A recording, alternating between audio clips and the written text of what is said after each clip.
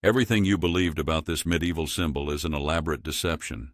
This object, which has become synonymous with cruelty and jealousy, was not created by a knight for his lady.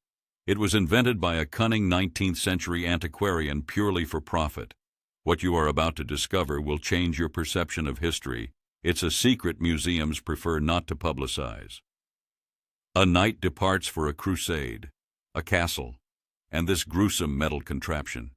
We all know the story. It has become an axiom, an integral part of our perception of the Dark Ages. We see it in movies, read about it in novels, from Voltaire's satirical poem, The Maid of Orleans, where it served as a comedic element, to Mel Brooks's comedy, Robin Hood, Men in Tights. It's become mere set dressing in countless video games. It's a convenient symbol of barbarism that we use to emphasize how far our enlightened society has progressed. Yet this image is built upon a lie. We're not just debunking a myth. We're taking a journey into its creator's workshop. We'll uncover how one ingenious forgery spawned thousands of copies, deceived historians, and found its way into the world's finest museums. Most importantly, we'll understand why we so desperately want to believe this cruel myth. The answer will surprise you, forcing you to question much of what you consider historical truth. The first red flag lies in the dates. Most museum chastity belts are dated to the 17th, 18th, or even 19th centuries, the eras of the Renaissance and Enlightenment, not the Middle Ages. This glaring anachronism was long ignored by historians. But why?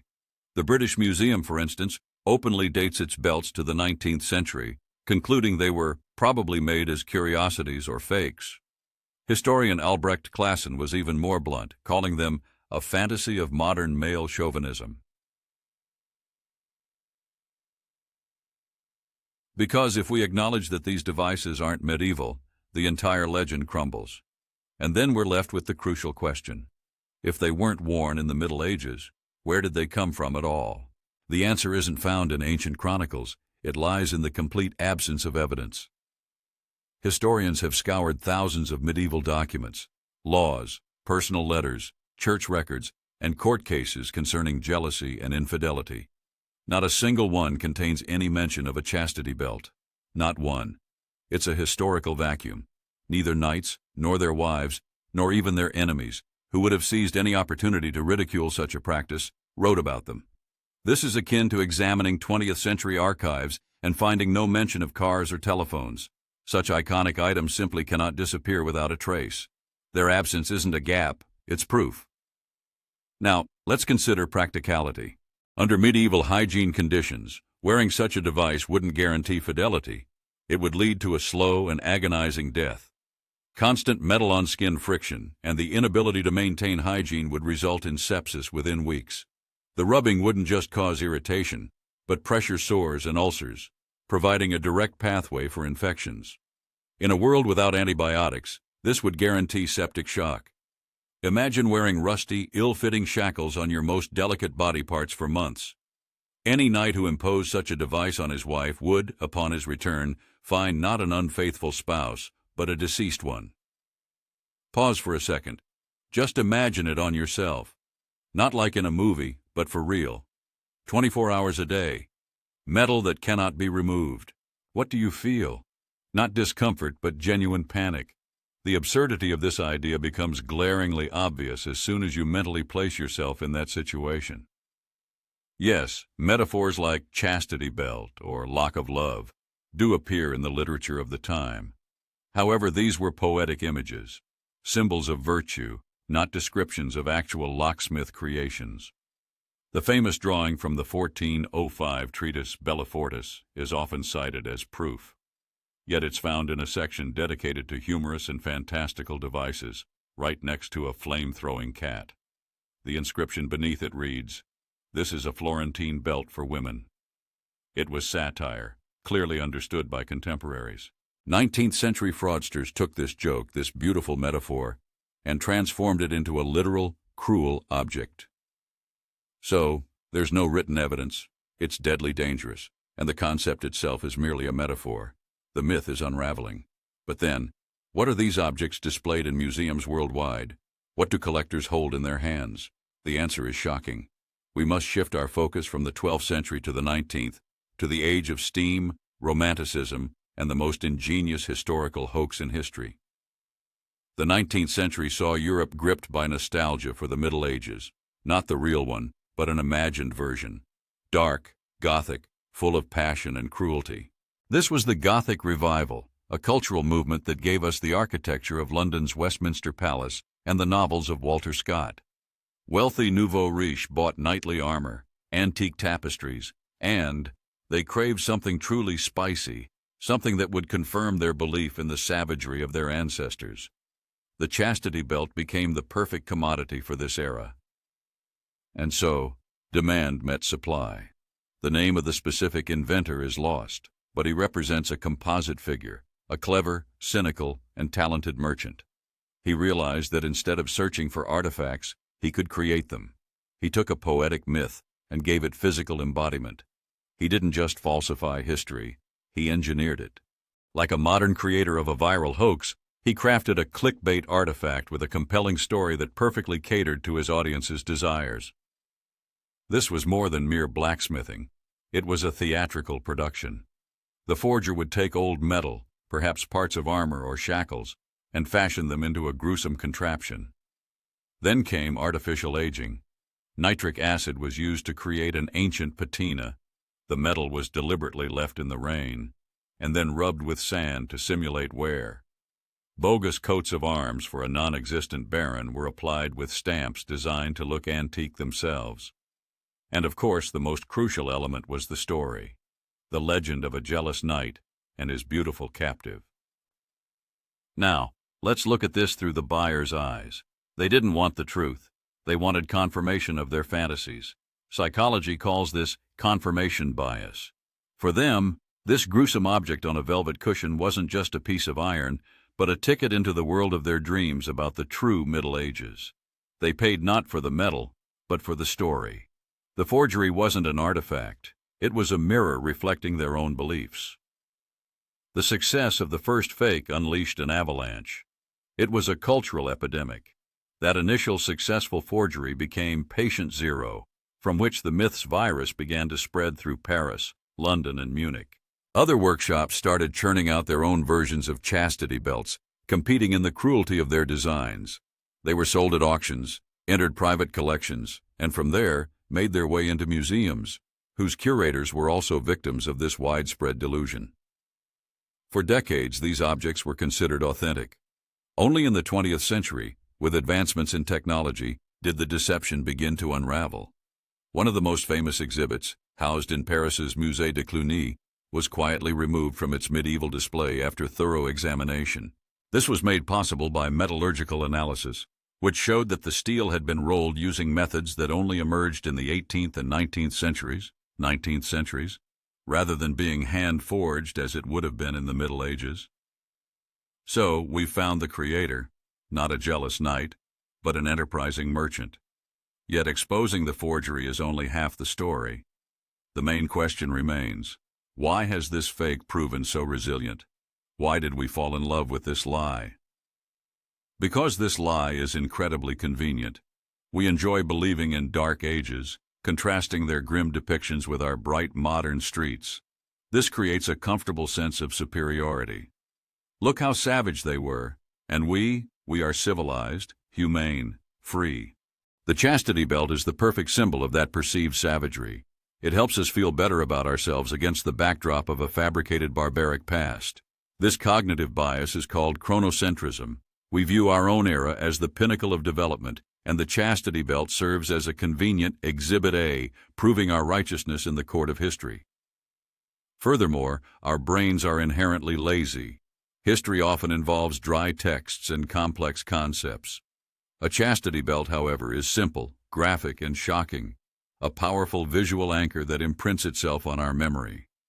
A single image of this device tells a more vivid story than hundreds of pages about the actual status of women in the Middle Ages.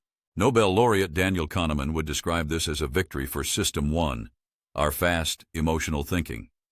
It will always choose a simple image over a complex truth, which requires engaging the slower, energy-intensive System 2. Let's evaluate this myth as a cultural virus.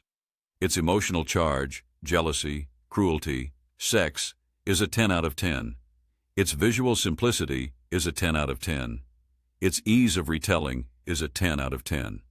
It was perfectly designed for dissemination. The truth simply stood no chance. Richard Dawkins would call it an ideal meme. The chastity belt possesses high informational fitness. It's easily remembered, evokes strong emotions, and encourages further transmission. It mutated from a poetic metaphor into a physical object, ensuring its survival. And here's the greatest irony. This myth was created and popularized during the Victorian era, a time of the strictest sexual morality and the suppression of female sexuality. Look at those prim, stern portraits. These people, in essence, projected their own fears and secret desires onto the past. They crafted a symbol of total control over women because this was precisely the topic that most preoccupied them. Their ideal of the angel in the house, a meek and asexual woman, was so fragile that it required a shadow double. The myth of the chastity belt became an expression of a subconscious fear. If a woman wasn't physically controlled, she couldn't conform to this unattainable image. So, we've unraveled the mystery of the forgery and understood why people believed in it. But the story takes one final turn, because these belts did after all exist. Imagine two scenarios. In one, you see that fantastical belt from knightly romances. In the other, something similar but different, something medical. The true purpose of these devices turned out to be even stranger and more unexpected than the fabrication about knightly jealousy. Real belts did indeed emerge, but much later than the Middle Ages. And they were not intended for women. They were worn by adolescent boys. Their purpose was not to preserve fidelity, but to combat what doctors of the time considered a terrible disease: masturbation. The official diagnosis was spermatorrhea. This reflected an almost metaphysical view of the body as a vessel with a limited supply of essence. Physicians believed that any loss of semen not associated with procreation literally depleted a man's vital energy, leading to physical and spiritual decay. These devices were, in essence, orthopedic apparatuses for treating a fabricated ailment. Up until the early 20th century, medical theory held that loss of semen led to blindness, insanity, and tuberculosis. The progenitor of this panic was the 18th-century Swiss physician Samuel Auguste Tissot, whose treatise Onanism became a European bestseller. It wasn't merely a medical text, but a moral manifesto that perfectly resonated with the puritanical sensibilities of the era. Tissot blended physiology with theology, transforming a personal sin into a public health threat to the nation. For several generations, he turned a common phenomenon into a deadly menace, creating a huge market for therapeutic devices.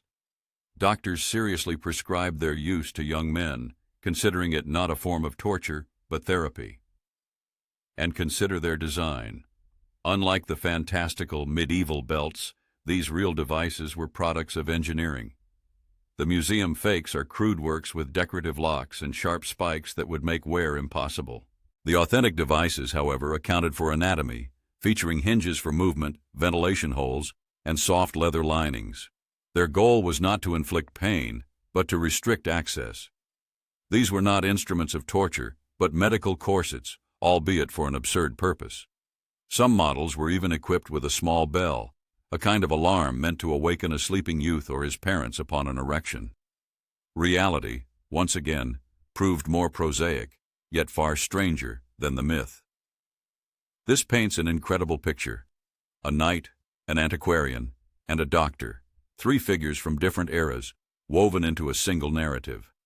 The knight is a fictional villain, the antiquarian, a cynical mythmaker, and the doctor, an unwitting practitioner who used a similar instrument with the best, yet utterly mistaken, intentions. The myth we attribute to medieval knights was concocted by Victorian merchants, while the real devices resembling them were used by Victorian doctors to combat adolescent habits. The story, it turns out, is not about jealousy, but about commerce and medical misconceptions. So, what lesson can we draw from this great deception? This story provides us with a simple protocol for vetting any sensational historical claims. Let's call it the historian's razor. Rule 1. Always seek primary sources. If an event isn't documented by its contemporaries, that's a red flag. Rule 2. Look for anachronisms. Do the technology, materials, or ideas not fit their purported era? It's likely a forgery. And Rule 3. Ask who benefits. Any popular myth almost always has a commercial or ideological patron. We began with a cruel symbol of the Middle Ages and concluded with a story of brilliant 19th-century marketing and peculiar medical practices. We've seen how easily a beautiful lie triumphs over complex truth, and how our own biases compel us to believe in the most improbable myths. The chastity belt isn't merely a forgery, it's a mirror reflecting not the past, but ourselves. So, what do you think played the key role in this myth's success? The brilliant calculation and marketing of the 19th century, or our collective subconscious desire to believe in dark and simple fables about the past? Write just one word in the comments, marketing or fable. Let's see which prevails.